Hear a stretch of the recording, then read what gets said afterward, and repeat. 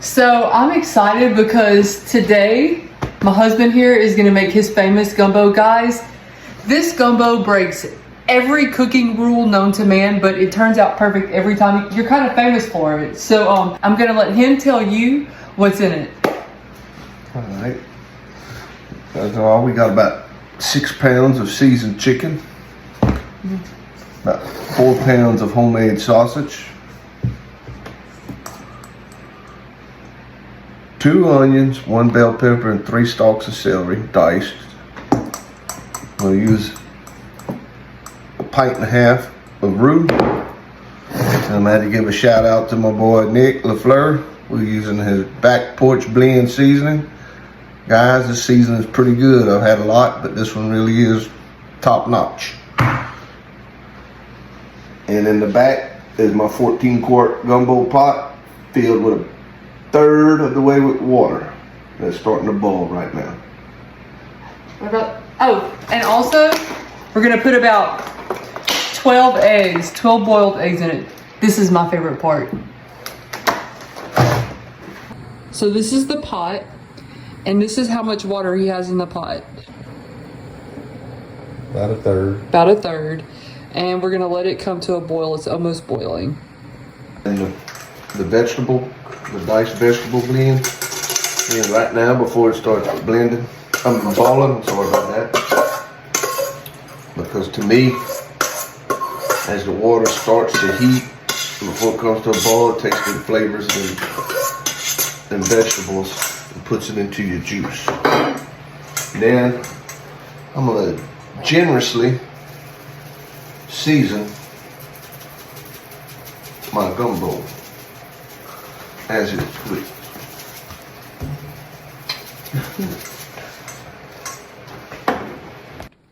After I added the vegetables in there and the seasoning, I'll put the lid on it to help bring it to a boil a little bit faster. So what's this? Eggs.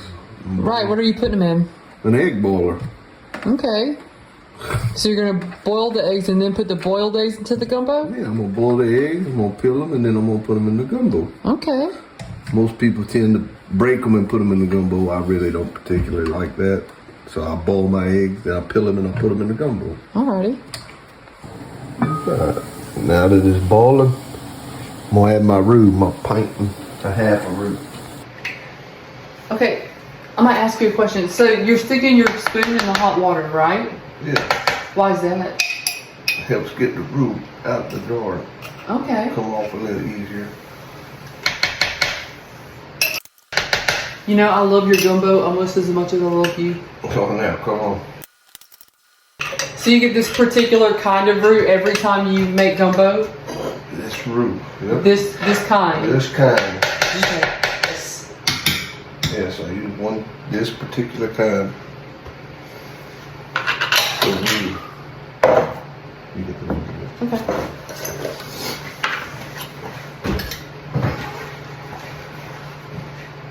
And the reason I use a pint and a half is because I like it thicker than a gravy, but not as thick as a stew. And that's the perfect amount for this pot? That's the perfect amount for a 14-quart pot.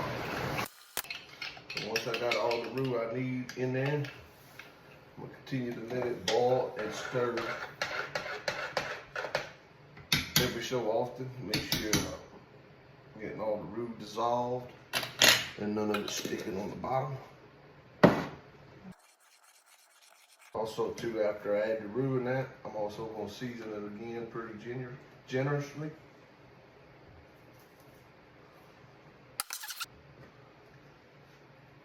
And then more with my boy's seasoning, Backyard Blend by Nick LaFleur.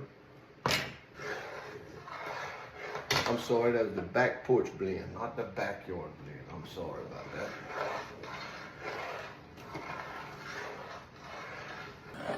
The reason the stir is to help break down that roux, let it cook down, because if you don't cook it down long enough, it'll give you a little heartburn.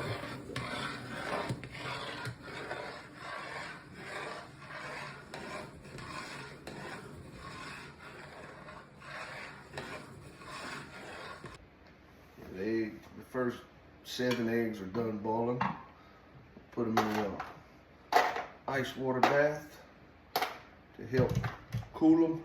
It kind of constricts them, make the shell pull away from the egg a little bit easier to peel.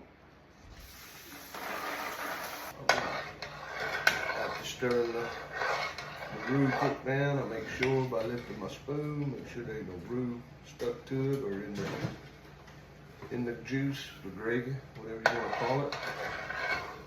And I'm gonna let that boil for another 10 minutes. 10 minutes has elapsed. Now I'm gonna add the cut up seasoned chicken and the sausage.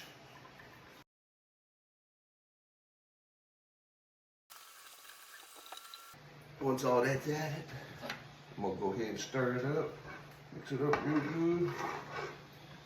Turn my heat down to a medium. Put the lid on and let it cook 45 minutes to an hour. All right, now that it's done cooking, we're gonna add the boiled eggs. Let them sit in there a little bit, soak up some juice, and be ready to eat.